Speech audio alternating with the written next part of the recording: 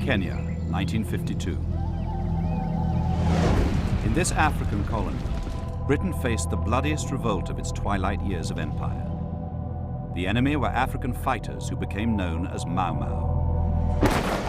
It was a war that would define how Britain fought against guerrilla enemies for the remainder of the century.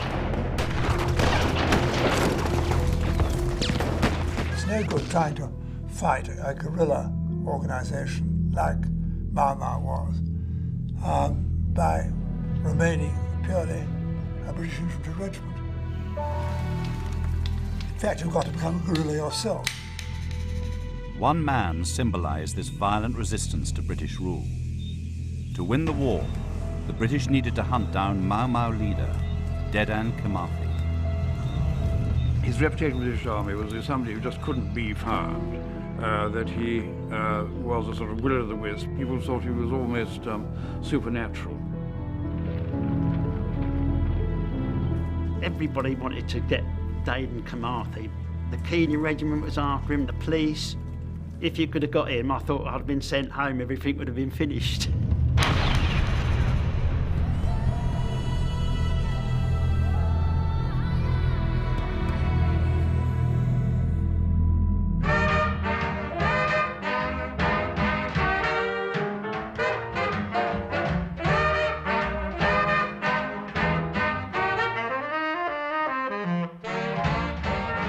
In 1952, Kenya was a rich and fertile country offering white settlers a lifestyle to dream of. The life in Nairobi was very pleasant, very idle. Everything was done for us. And we played tennis and sort of met friends and had lots of dinner parties and general social life. And we were all very happy. But a growing sense of discontent amongst the Kikuyu, Kenya's largest and most politicized tribe, was about to throw the country into crisis. Kenya was a good place to live, and then suddenly there were these awful, gruesome, dreadful murders that took place.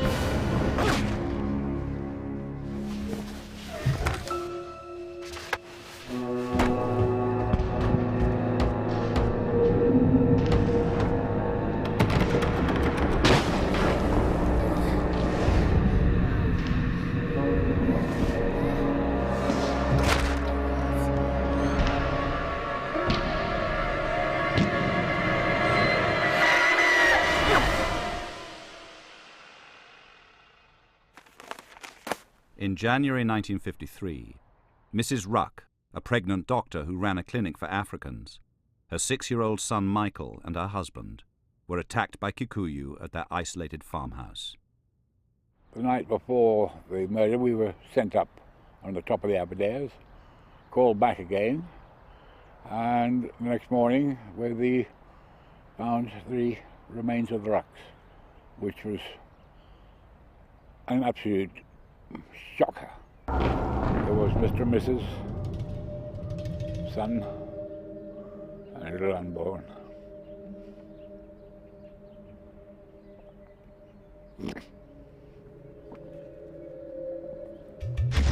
The Rucks were hacked to death by machetes. It was the most notorious of several brutal murders of white settlers.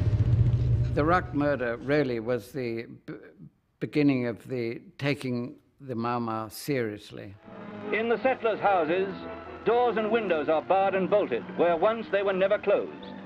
And at sundown, the once trusted Kikuyu servants must leave the premises. They may be loyal, they may be traitors who would let the enemy in. All whites old enough to bear arms have a gun as their constant companion. There is little respite from this bitter and bloody struggle. People in Kenya, particularly the settlers, were very, very frightened. They were advised to arm themselves. The women had to learn how to shoot with revolvers.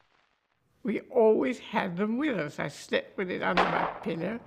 We had it on a table beside us while we were eating.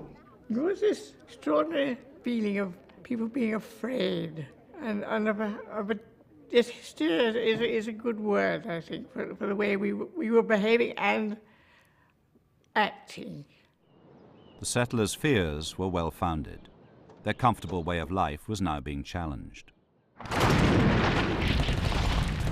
Having fought and died alongside the British during the Second World War, many Kikuyu refused to accept a return to their pre-war status as politically powerless and socially excluded. When we came back from fighting with the British in the Second World War, all we had to show for our sacrifice was a pair of army shorts. We didn't receive any real gratitude from the white people who we'd fought alongside, so we were very bitter. There were rumours that there was a sort of restlessness and that the Africans were getting fed up with being dominated and told what to do by these sort of white people who were so much fewer than they were. Documentary footage from the period reflects British government concern about this new radical spirit amongst the Kikuyu. Revolutionary-minded Kikuyus like Kenyatta, part educated in Europe, ignored the fact that the government was teaching the Africans to make better use of their land. The agitators roused tribal grievances. They worked on the known credulity, suspicion and envy of the tribe. With the cry, "More land for the Kikuyu people," they distorted the true facts to insinuate that the whites had stolen land which belonged to the tribe. A movement to negotiate self-rule and demand land back spread rapidly around the capital, Nairobi, and the Kikuyu heartland of the Aberdare Mountains. A 32-year-old primary school teacher called Dedan Kimathi was an early radical voice. Kimathi was one of those people who had gone in the Second World War and had seen Europeans, white men, being shot and dying just next to him in the fight. Us blacks had never thought it possible to kill a white man, but during the war we'd seen white men dying. So when we came back, we decided that it was now time for us to see how white blood is shed.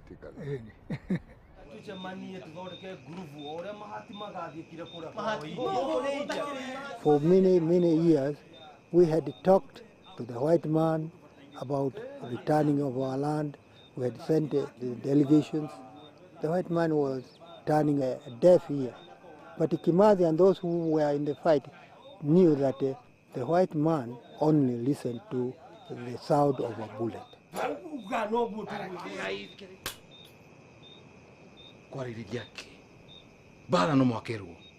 And that's why they started organizing freedom fighters.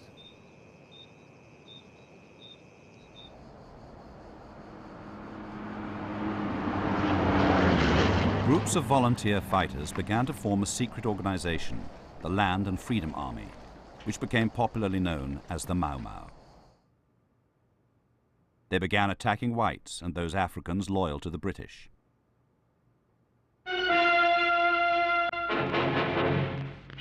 In Nairobi, capital of Kenya, Europeans and Africans still walk the streets in fear of the dreaded Mau Mau. In October 1952, the colonial government responded by declaring a state of emergency. In what was to prove a huge tactical mistake, troops swooped on known Kikuyu leaders. Amongst those detained was Jomo Kenyatta, the moderate leader of the Kenyan African Union, the main political party seeking African self-rule.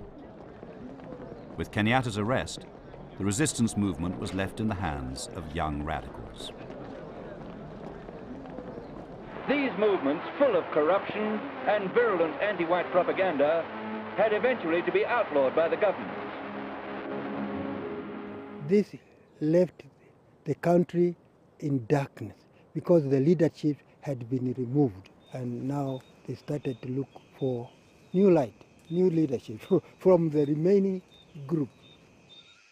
The new leadership fled to the dense forest in the Aberdares and formed gangs of fighters. Among them was the charismatic Dedan Kimathi. Nyodo Kimathi are jaba Kimathi was so brave and fearless. He became our natural leader. I felt joy and courage in my heart when I decided to fight the white man.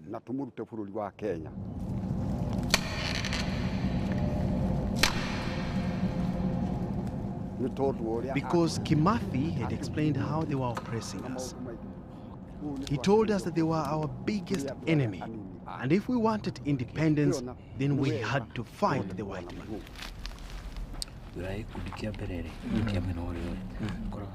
He was undoubtedly one of the first names you heard when we arrived. The first one of the first to make a real impact. And obviously had charisma and leadership, which had rallied some of the Mau Mau supporters to him. One of the first, I think, to get into the forest and really establish a base there. Dane Kimathi, he was a sort of dreaded character. He depended enormously on witchcraft, on a prayer tree. He was, to them, a sort of godlike figure. Kimathi drew on the Kikuyu tribe's religious beliefs to expand and unite the cause behind him.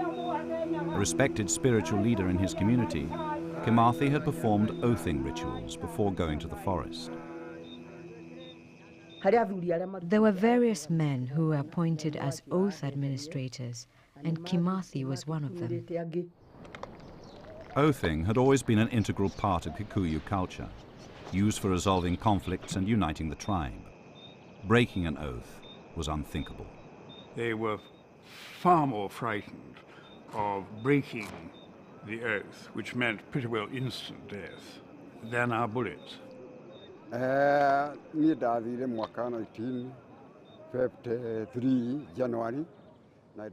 went into the forest in January 1953 and found Kimathi. He said, "So you have come.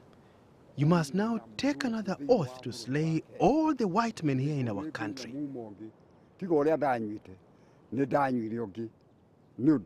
So I had to take a second oath vowing to kill all the whites until there was none left in Kenya. To enlist the fighters that the Mau Mau urgently needed, oath administrators like Kimathi now recruited in the Kikuyu villages. Often they compelled people to take the oath, dragging them out of their huts in the dead of night. The oath involved slaughtering a goat and mixing its blood with ours. Kimathi said this blood is what will empower us to drive the white man out of our land. We had taken a very solemn oath that could never be broken. If he rejected to take the oath, he was beaten. Probably he accepts, and if he continues to reject, he might be even killed and hidden and buried and never to be seen again. Just a person disappeared, simple as that. Mau Mau leaders also twisted traditional oathing ceremonies to bind these new recruits to their cause. Before an oathing ceremony, we'd gather everything together and wait in a hut.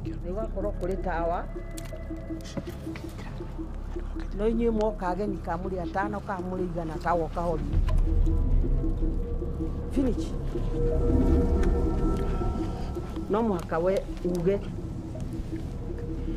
We had to protect our identity from potential enemies. Everyone would be sworn to secrecy till death.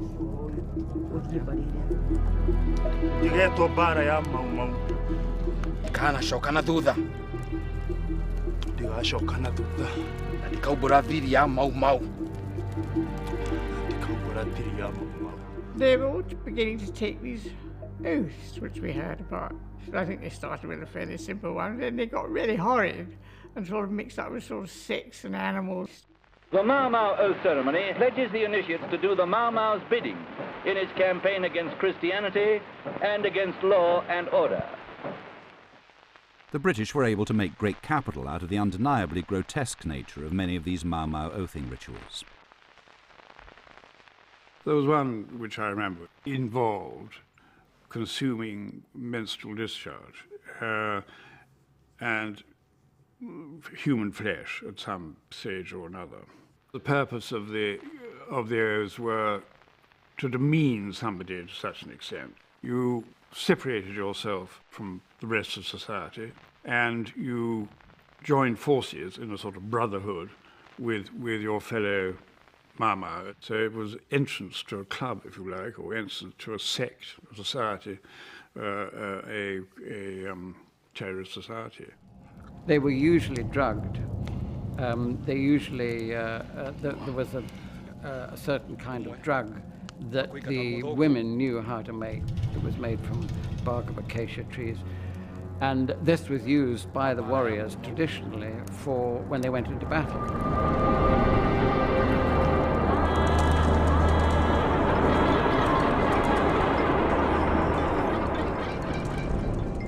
Mau Mau fighters, drugged or otherwise, were now capable of committing large-scale atrocities.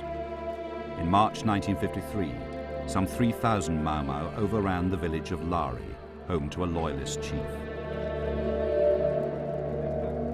These pictures arrive from Kenya.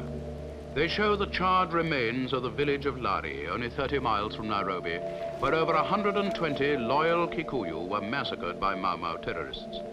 Men, women and children perished in a night of savagery almost beyond description. An entire village was turned into a smouldering funeral pyre. I think Kimathi was responsible for the Lari massacre. And certainly he was the man who the settlers viewed as the most dangerous of our immediate opponents. And I think we thought the same. On the same night, another Mau Mau gang attacked a police station in the town of Naivasha.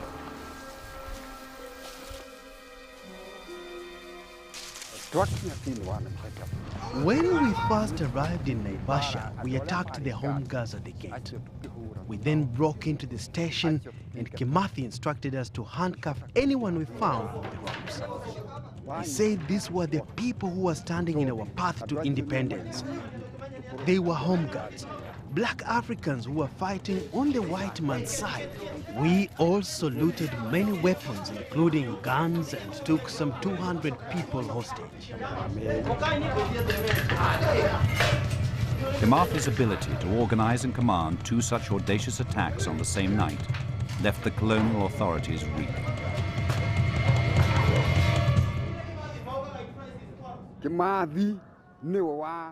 Kimathi led the attack on Naivasha police station, but he was also the one who ordered his generals to attack the other place so as to prove to the colonial authorities that we were a force to be reckoned with, capable of driving the white man out of our country. Kimathi's twin attacks on Lari and Naivasha shocked the world. They also demonstrated that Africans loyal to the British were as much a target of Mau Mau violence as white settlers. The Kikuyu tribe was being torn apart. Many now flocked to join the loyalist Home Guard to try and end what was fast becoming a civil war. There were two kinds of people in Kenya, the Mau Mau and the Home Guards. People like me, who were Home Guards, did not agree with what Kimathi was doing. We were at war, and had I run into Kimathi, either he would have killed me or I would have killed him.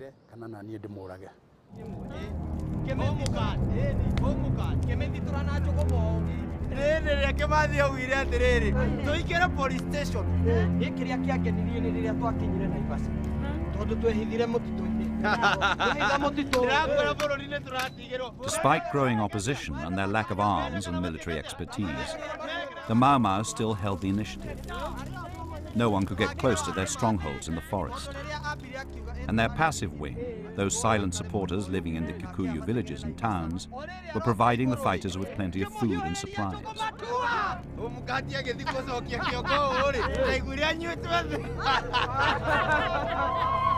In the early days, life was good because people had clothing, had food, had all supplies they wanted with them. People in the forest, I mean freedom fighters in the forest, could run into the farm, drive hundreds of cattle into the forest, kill them, butcher them. They have a lot of meat to eat. With Mau Mau confidence soaring, Kimathi now awarded himself a knighthood and the military title of Field Marshal. He was fast becoming a legendary figure for the British Army, as well as amongst the Mau Mau themselves.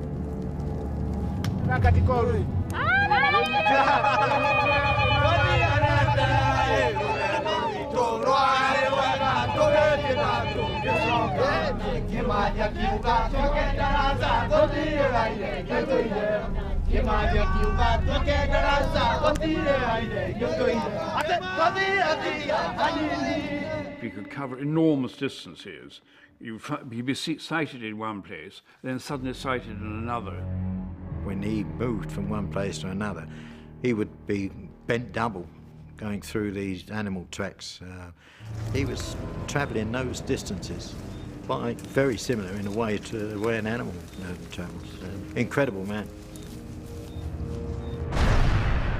As well as his reputation for brutality, Kimathi also had a wicked sense of humour and enjoyed taunting his enemy.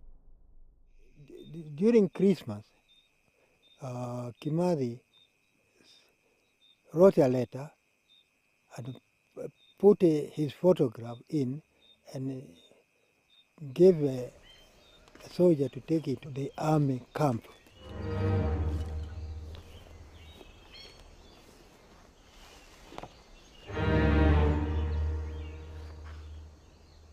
He said that you have been hunting for me, maybe you do not know how I look like. Here I leave you with my photograph. This is his own handwriting. How did it come here at night? It was a puzzle to them. It was a puzzle to them. But we all know that, yes, inside the camp, there's our agent there. Everybody wanted to get Dade Kimathi. The Kenya regiment was after him, the Kenya, like the police. Everybody wanted him. He was like number one. He was like the Mau Mau boss.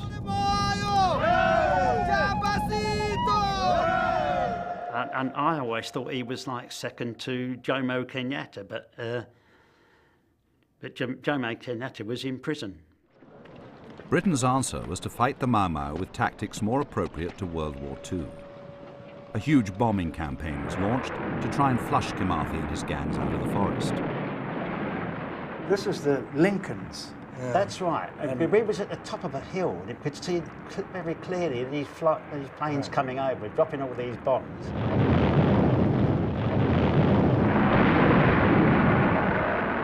And I remember saying to, it was Ned then, who was my platoon commander. Yeah. I said, the animals are going to have the hump when we go in there after all that lot coming down on them, aren't they? This bomb never actually killed people. There were people hurt, but not killed. But these bombs were killing animals, wild game, elephant, buffaloes and all that, the big herds, only just to supply us with the wild meat to eat. Yes.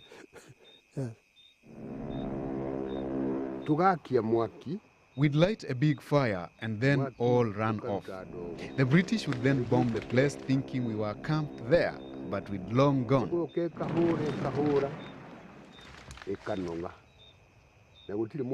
After the bombing had finished, we returned to the same place, knowing full well that there would be no further attack.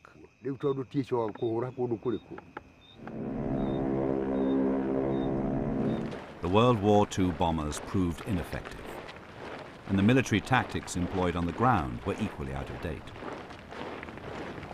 There's no doubt that the first 18 months of the emergency, the Mau Mau had the upper hand. It was extraordinary how they did it with just spears and sometimes homemade weapons, but they did, and the European morale suffered a good deal.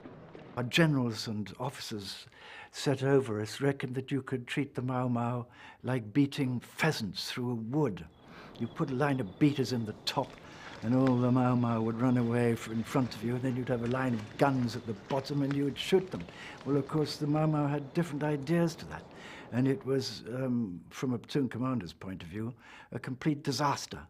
So I'm still adopting the sort of tactics which had always been used by the British Army, i.e. the enemy are in there, we've got to get rations in, we've got to get logistics in, we've got to get wirelesses in, we've got to get headquarter sections in to this forest, and so we must cut mule tracks. We used to do forest patrols, and we never saw a Mau Mau, because they would always see us long before we got anywhere near them. They could smell us, in fact. Obviously, we had soap, and they could smell the cleanliness. And if we were drinking coffee, they know, you know, having a coffee or a smoke, they would smell that from in the forest miles away. And certainly they could hear us, because we had no idea of going through the forest quietly. So it was totally the wrong tactics. These were demoralizing times for the colonial authorities. Policemen like Peter Swan were on the front line night after night. The frustration of seeing that Mau Mau seemed to be able to move in and out of our area with impunity. On one occasion, at least, they hamstrung an old couple. They couldn't move out of the circle of fire they were in, and they'd been burnt to death. It was quite gruesome. And they were also there in the habit of cutting open the bellies of women and removing unborn children. I can still smell, in a way that smells live with you, one of the villages that was right close to the forest edge, and the Mau Mau had surrounded it and set fire to it. A number of the people had been burnt alive, and we got there just too late to save them. And I can still smell the smell of those bodies, which was it is a terrible smell. The continued success of the Mau Mau was causing growing embarrassment to the British. A radical change in tactics was needed. Well, there was obviously had to be a better way, because what was happening wasn't working. It's no good trying to fight a guerrilla organization like Mau Mau was by remaining purely a British infantry regiment. You've got to change and adapt a lot of their methods for your own use. It was really by accident that change eventually came about. Intelligence officer Eric Holyoake came up with a seemingly preposterous discovery, but one which would have a lasting impact on how Britain fought against guerrilla forces. We were out on a pseudo patrol one night to get information, and my men had gone into the hut to speak to one of the contacts, and I was in the background. I felt that I was going to be compromised, so I got down, and it had been raining, and there was some mud there, and I just plastered it all over my face. Having done that, we captured two of those terrorists.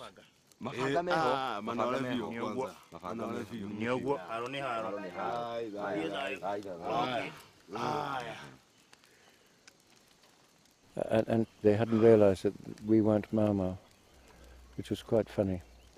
And from there, the idea came into fruition.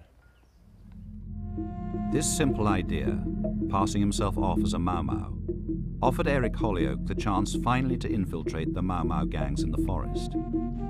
This would require a convincing disguise and the expertise of recently captured Mau Mau fighters.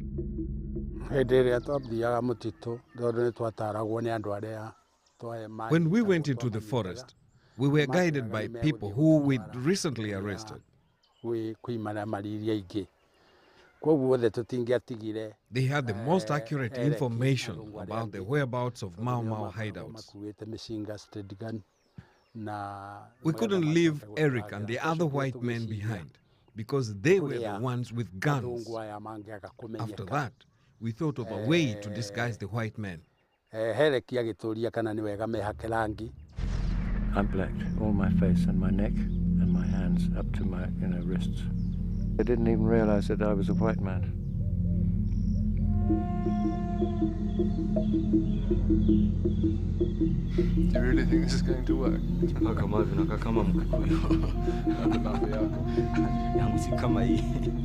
I would have to stick corks up my nose with little holes in them to flatten it, and look in the mirror, make sure that there was nothing that looked as though it was anything European. And of course we had to wear Mau clothes.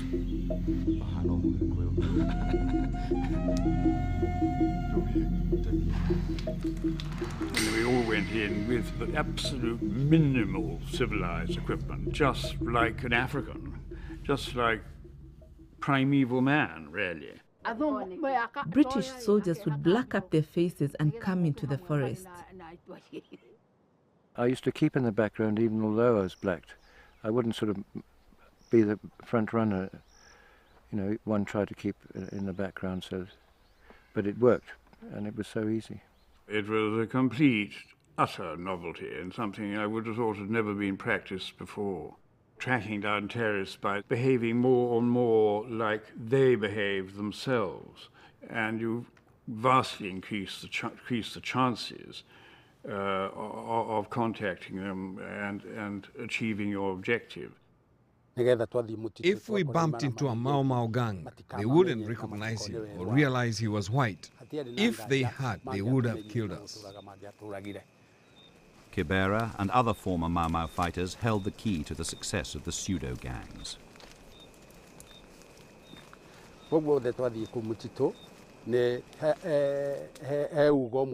Inside the forest, there were secret signals by which Mau Mau gangs used to communicate with each other. We taught Eric all of these. We had a special greeting where we would pinch each other's palms and we would say something like,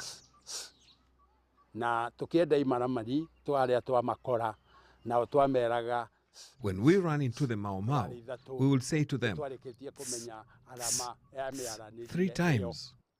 They would then think we were part of their gang.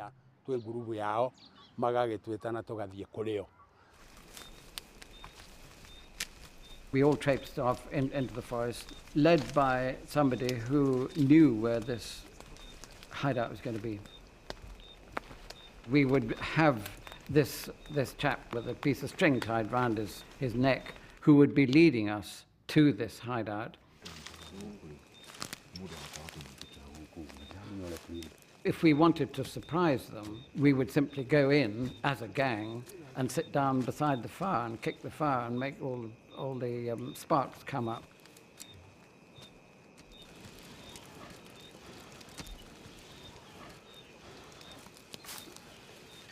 We would try to get the leader of the gang to come out with us. Our ex-Mau Mau, who would be known to them probably because they might well have come out of the same gang, would say to them, "Why do you carry on like this? I get fed by these Europeans. I have a lovely bed at night. I have a woman beside me. What are you going to do? Are you going to end your days here as a carcass being eaten by hyenas? Or are you going to come back with us and sire a lot more daughters and make yourself a lot more wealthy?"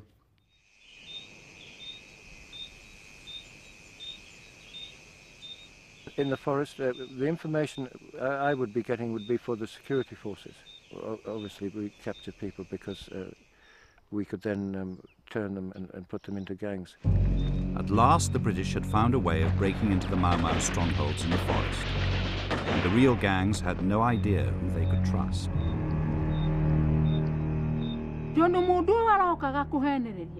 It was very difficult to know who had surrendered and who had not.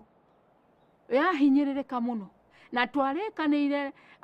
was heartbreaking to find someone you had fought with now hunting you down or telling you to surrender. There were these turncoats, people who had once fought with us in the forest. They were a big blow to our struggle. They dressed just like they were still part of our gang. But they betrayed us to our enemies. Having adapted the Mau Mau's guerrilla tactics to their own end, the British were now gaining vital intelligence on the whereabouts of the elusive Dedan Kimathi. And success was not long in coming. How did you find his hideout? I was following one set of tracks, and for quite a long way, and we suddenly came upon this great collection of very elaborate bamboo buildings, which we'd never seen anything like before. Mau Mau didn't usually build anything like that, you know. But this was just a symptom that Kimathi's people had been in there living on the fat for some time. There was a commander's conference table, and there were documents there which were the minutes of the so-called parliament. I think it was Dedan Kimathi's, and it was all evidence that they had been left undisturbed. It was darn cheeky, you know, of Kimathi to have made such a great big bamboo government house. What was so important from the intelligence point of view, we captured the minutes of what was called the Mount Kenya Parliament. It upset Kimathi very considerably. Kimathi wrote everything in those books. He recorded all our plans and attacks in them. Somebody who had surrendered stole those books and gave them to the white man. We came back and found them missing from our hide.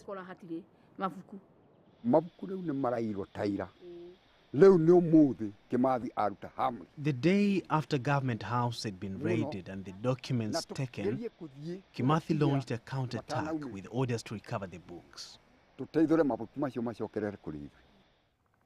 Kimathi was furious this had happened, and so he said to his braves, "We must go and get them back." And that led to the only time, really, when we had a stand-up battle with the Mau Mau. 5 riflemen found this little forester's hut, and they decided that it's a bit of good fortune, and they'd hole up there for the night instead of making a bamboo basher. And one of them went out to do a pee, and somebody shot at him. And then more shots and more bullets, and then they started turning fire. It was obvious that this was a serious attack, and that had never happened before. Mau Mau never attacked us because well, why should they?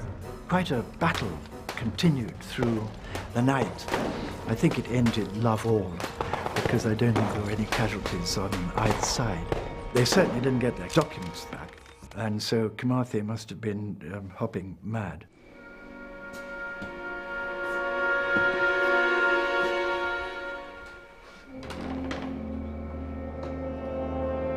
You don't realize it's the Kenyan people you're hurting. Your people.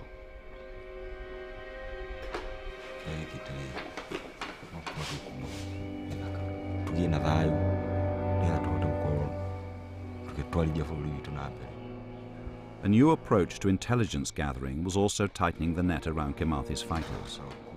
A detailed picture of the enemy was being constructed from interrogations of Mau Mau prisoners. When a Mau Mau was brought to the camp, he would first of all be, treated as a prisoner. He would be kept in a hut and kept an eye on. And then the people that worked for me would speak to him and talk to him and try and persuade him. Slowly, we would give them a meal and allow them to wander around, give them a cigarette, and slowly get their confidence. Once we felt that they were capable, then we would take them on a patrol with us, and they would be treated just exactly the same, except they wouldn't initially be given a weapon to carry.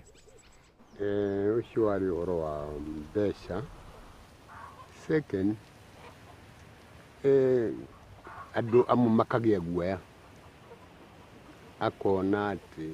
People mostly changed sides because of money and cowardice. They were promised a life of luxury by the white man, which was very enticing after years suffering in the forest. These people should be very embarrassed today. Today, To them, it was just a better deal. A better life, really, I think. It was rather like them changing sides in England when they swapped from one football team to the next. The informer system that Eric and his colleagues had initially devised in their pseudo-gangs was later used on a mass scale by the British. Informers with hoods covering their faces were used to identify known Mau Mau fighters or sympathizers. We would have a good informer, and we'd put all the captured terrorists in a long line, and their hood would whisper, that's so-and-so, or he's a bad guy, he's not a bad guy, he's a good guy. And the sum total was, you know, if 5 people said he was a bad guy, then he went to one side. If one bloke said he was a bad guy, then it was a bit suspect, because it might have been a case of, I didn't like him too much. They were very effective, those hooded people, very effective. They had hoods over their heads so nobody could see what they were like, and they sort of went here and here and here, and that's how they decided who to put in the camp and who wasn't a Mau Mau. In all, more than 80,000 Kikuyu were detained during the emergency, identified through a variety of methods. The hooded man technique, as it became known, would go on to be used controversially by the British in Northern Ireland and elsewhere.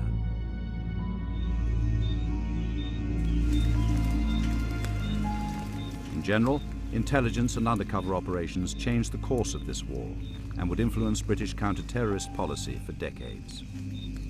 If you look at it historically, I would have thought it was a turning point. It is a vastly important way of tackling terrorism. And the seed was sown in Kenya, and it's grown from there. And it is now, as far as I'm aware, British Army policy. Along with this shift towards more guerrilla-like tactics, there was also, at times, a disturbing ruthlessness among the colonial forces.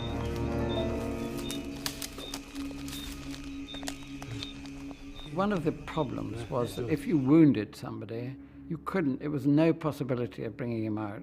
Absolutely no. We were maybe 5 or 6 hours from the forest edge, and you couldn't carry somebody at that distance. This was a problem which I'm afraid I always left to the Africans themselves. They didn't seem to mind finishing the person off, which was a horrible, horrible thing to have to do. But there was no alternative, absolutely no alternative.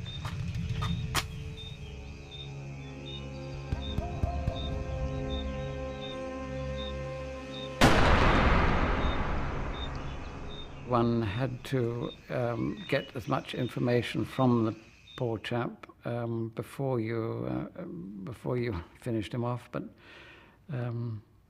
that was all that could be done. Dead Mau Mau needed to be identified, however brutal the method employed. It's very, very difficult to roll fingerprints when the body's got rigor mortis. I was very fortunate. I had a corporal, full corporal, who had worked in Nairobi, and he came down, he got a flat stone, put a hand on the flat stone, then stamped on the hand, so all the fingers broke, and you could then roll the fingerprints nice and neatly. Standard of fingerprints going up to CID was upsetting them, so they asked permission from headquarters if hands could be cut off and brought down, because they said it was dangerous for us to carry bodies down from the mountain in case we got ambushed. So that's what we used to do. We used to cut the hands off.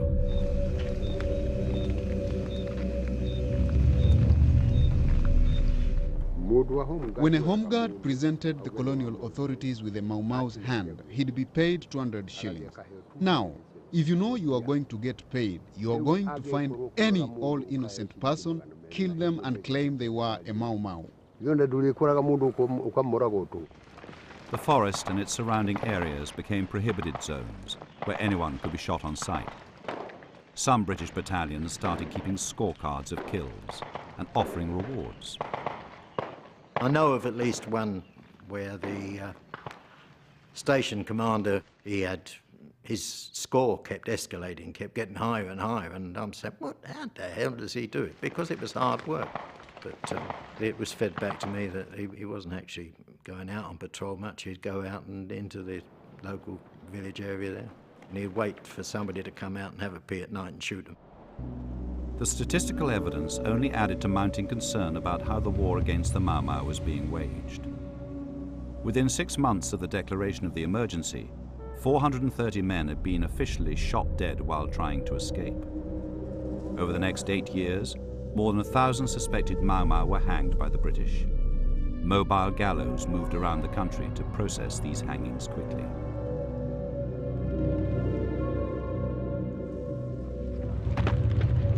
With pressure mounting at home and abroad, the British needed to bring the conflict to a swift close. On the 24th of April 1954, many of Nairobi's inhabitants were rounded up before dawn. Thousands of Mau Mau suspects were detained without trial, instantly cutting off the flow of recruits, arms, food and supplies into the forest. This operation arrested more than 100,000 people from Nairobi city alone. And all young men were arrested so that they do not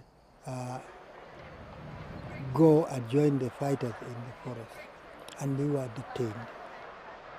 If we don't get supply, we are not getting ammunition, we are not getting staff, we will be weaker. At the same time, people living around the forest fringes were forced to move into specially built enclosed camps, a technique first developed in Malaya, but only after having been officially de-oathed, freed from the Mau Mau bond by loyal oath administrators. This policy of villagization, where people could be forced to live under 23-hour curfew, led to the complete isolation of the forest gangs. They were no longer able to make any contact with their passive wing, which so successfully supplied them in the early years. Their battle now was one for survival.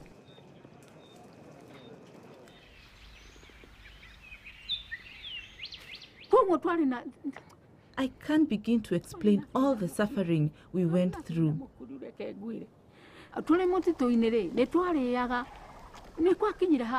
By this time, food had become so scarce and we were forced to eat bark from trees. We would chew it until it became finer than flour.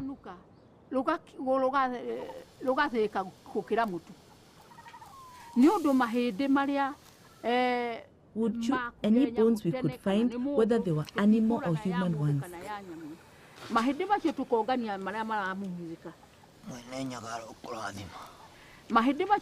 When our food supply finally dried up, we would cut a piece of the skin from our clothes, roast it and eat it.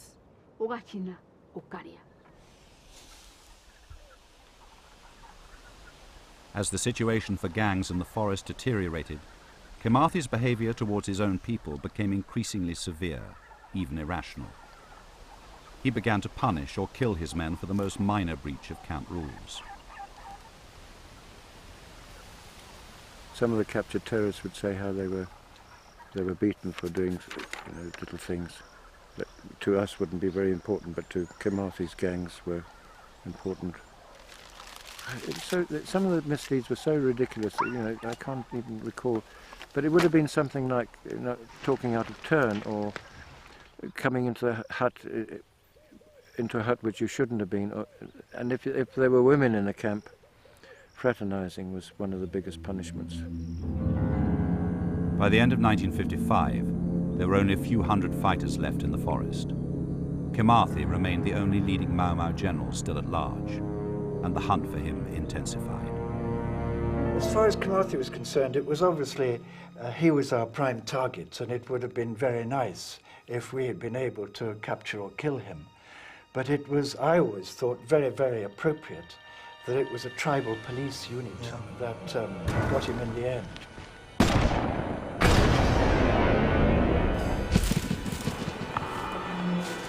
On the 21st of October 1956, Deda Kimathi was shot and captured by tribal policemen on the edge of the Aberdare forest.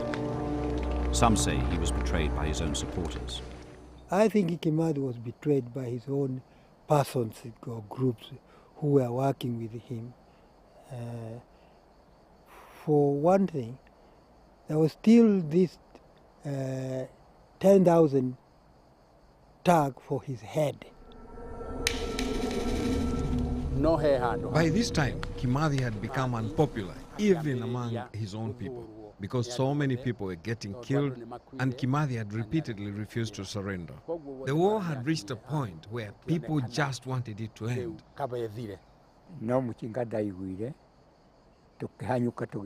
I just heard a gunshot and ran to see what was going on. I saw Kimathi lying at the spot where he'd been shot. I tore off my shirt and wrapped it around his leg where he had been shot. He was then taken away. So many people had gathered and saw him being taken off to jail.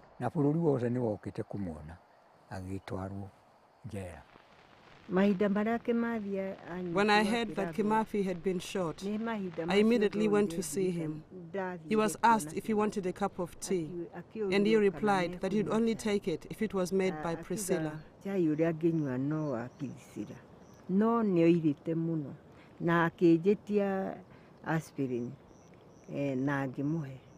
He had lost a lot of blood, so he asked me for an aspirin, which I got for him.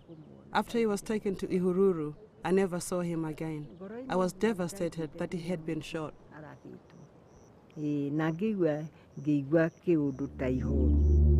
First time I saw him was down in the hospital. Peter Swan was put in charge of guarding Kimathi. He had leopard skin clothing and had fine features, had a fine, strong face. But he wasn't saying anything to anybody. Kimathi was taken out in front of the press. There was quite a number of press around. They all came up trying to get photos here, there and everywhere. He was obviously very, very angry. When I heard that Kimathi had been caught, I couldn't eat anything all day. It suddenly felt like the white man would never leave Kenya, and he would never be free. I feared we would never gain our independence without Kimathi. Within a month of his capture, Kimathi's trial was underway. He was charged with a capital offence of possessing a firearm. Kimathi felt he was going to be found guilty. He also expected to be sentenced to hang. Kimathi felt that he would not be hung. He was convinced of that.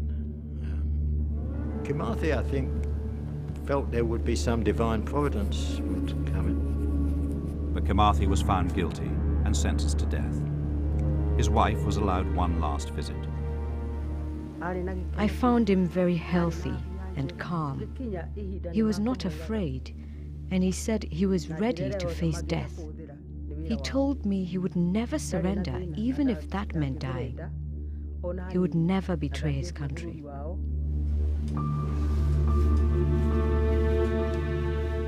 Kimathi was executed on February the 18th, 1957, some 6 years before Kenya gained independence.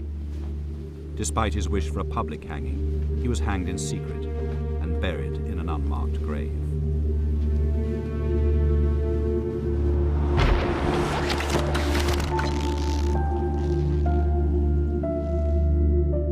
My attitude was a man who's caused such misery to his own people, as well as difficulties for ourselves, and had caused the death directly or indirectly of some 10,000 Kikuyu.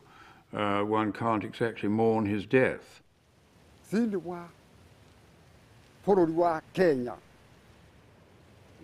Kenya and the rest of the world should honor Kimathi because he died fighting to liberate this country.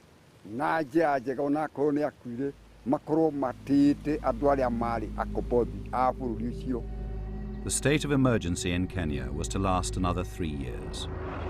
But with Dedan and Kimathi dead and buried, so too was the spirit of rebellion. Kimathi foretold that this country would gain its independence, and that is what we are enjoying now in his absence.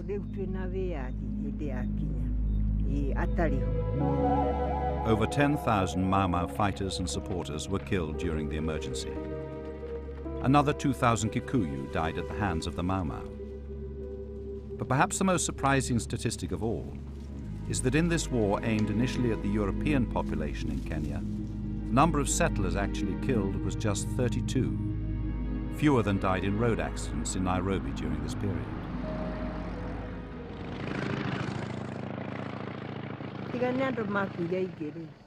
Even though many people died, I think what the Mau Mau did was worth it. As we all know, nothing comes easy or without taking drastic action. The Mau Mau did something drastic.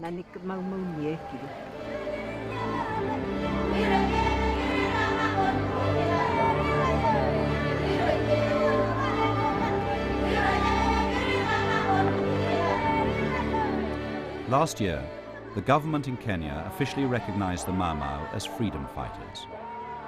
Veterans are now calling for Kimathi's body to be located and given a hero's burial. I'm horrified to hear them classed as freedom fighters because they were fighting against their own and against other tribes as well. I think, in fairness, one's got to give Kimathi credit for being a pretty good leader on his own level. I think he was a very brave man. He was certainly, obviously, very much respected by his people who worked with him. You could see that. Now, I think we had a good deal of respect for him.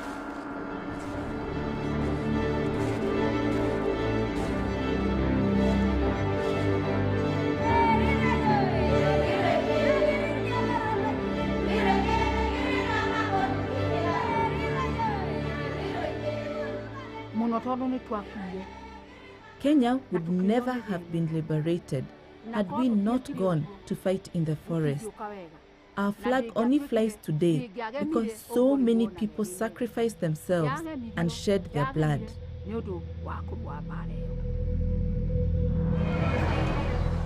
However, there is still no place in Kenyan history for those Africans who fought against the Mau Mau.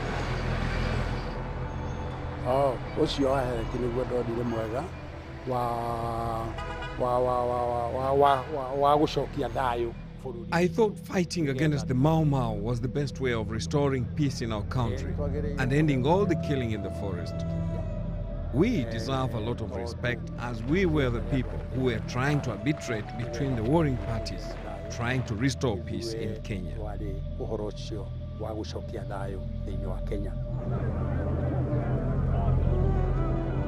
The tactics developed by Britain's empire warriors in Kenya and elsewhere, the use of intelligence, the adoption of guerrilla methods, the focus on winning hearts and minds, and the ruthless deployment of special powers were to re-emerge in later conflicts. British military thinking in Northern Ireland, the Balkans, and even in Iraq all owe a debt to these earlier wars fought during the final years of the British Empire.